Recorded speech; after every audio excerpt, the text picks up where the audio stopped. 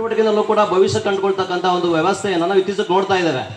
ಸಾಕಷ್ಟು ಜನ ಈ ಒಂದು ಪಠ್ಯೇತರ ಚಟುವಟಿಕೆಯಲ್ಲಿ ಅಂದರೆ ಹಾಡುಗಾರಿಕೆಯಲ್ಲಿ, ಭರತನಾಟ್ಯದಲ್ಲಿ, ಚಿತ್ರಕಲೆಯಲ್ಲಿ ಇದರಲ್ಲೆಲ್ಲವೂ ಕೂಡ ಬಹಳ ಅತ್ಯುನ್ನತ ಒಂದು ವ್ಯವಸ್ಥೆಯನ್ನು ಮಾಡಿಕೊಂಡು ತಮ್ಮ ತುಂಬ ಒಂದು ಅದ್ಭುತವಾದಂಥ ಭವಿಷ್ಯವನ್ನು ಕಟ್ಕೊಂಡಿರ್ತಕ್ಕಂಥ ವಿಚಾರಗಳನ್ನ ನಾವು ನೋಡ್ತೇವೆ.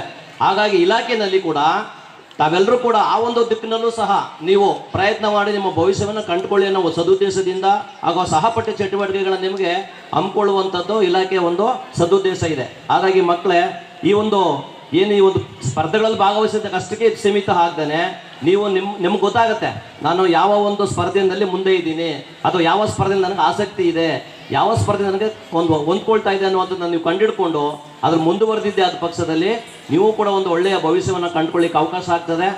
ಆ ಒಂದು ಪ್ರತಿಭೆಯನ್ನು ಹೊರತೆಗೆಯತಕ್ಕಂಥ, ಆ ಪ್ರತಿಭೆಯನ್ನು ಗುರುತಿಸಿ ಪ್ರೋತ್ಸಾಹಿಸ್ತಕ್ಕಂಥ ಕಾರ್ಯಕ್ರಮವೇ ಈ ಒಂದು ಪ್ರತಿಭಾ ಕಾರಂಜಿ ಕಲೋತ್ಸವ. ತಾವೆಲ್ಲರೂ ಕೂಡ ಅದನ್ನು ಅರ್ಥ ಮಾಡ್ಕೊಳ್ತೀನಿ, ನಾನು ಅದನ್ನು ಅಂದ್ಕೊಳ್ತೇನೆ. ಈ ಒಂದು ಸೌಲಭ್ಯವನ್ನು ನೀವೆಲ್ಲರೂ ಕೂಡ ಖಂಡಿತವಾಗಿ ಬಳಸ್ಕೊಳ್ತೀರಿ. ತನ್ಮೂಲಕ ತಾವೆಲ್ಲರೂ ಕೂಡ ಒಂದು ಭವಿಷ್ಯವನ್ನು ಕಾಣ್ಕೊಳ್ಳುವಂಥ ಪ್ರಯತ್ನವನ್ನು ಮಾಡ್ತೀರಿ. ಆ ದಿಕ್ಕಲ್ಲಿ ನಿಮಗೆಲ್ಲ ಭಗವಂತ ಯಶಸ್ಸನ್ನು ಕೊಡಲಿ ಅಂತೇಳಿ ಈ ದಿನ ಒಂದು ಬನ್ನೂರು ಹೋಬಳಿನಲ್ಲಿ ಅತ್ಯಂತ ಹೆಚ್ಚು ಪ್ರೌಢಶಾಲೆಗಳು 23 ಪ್ರೌಢಶಾಲೆ ಇಡೀ ನರಸೀಪುರ ತಾಲೂಕಿನ ಎಲ್ಲ ಹೋಬಳಿಗಿಂತಲೂ ಕೂಡ ಇಲ್ಲಿ ಹೆಚ್ಚಿದೆ.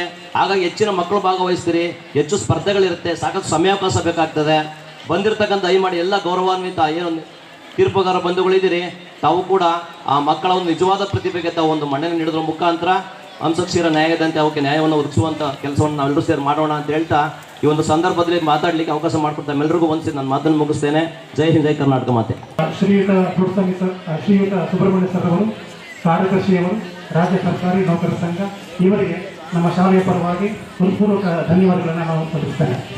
ದೈಹಿಕ ಶಿಕ್ಷಣ ಶಿಕ್ಷಕರ ಸಂಘದ ಅಧ್ಯಕ್ಷರು, ರಾಜ್ಯ ಸರ್ಕಾರಿ ನೌಕರರ ಸಂಘದ ನಿರ್ದೇಶಕರು ಆದಂತಹ ಶ್ರೀಯುತ ಪುಟ್ಟರಾಜ್ ಸರ್ ಅವರು ಈ ನಮ್ಮ ಪ್ರತಿಭಾ ಕಾರಂಜಿ ಕಾರ್ಯಕ್ರಮ ಕುರಿತು ತಮ್ಮ ಅನಿಸಿಕೆಯನ್ನು ತಿಳಿಸ್ಕೊಡ್ಬೇಕು ಅಂತೇಳಿ ನಾನು ಕೋರ್ಕೊಳ್ತೇನೆ.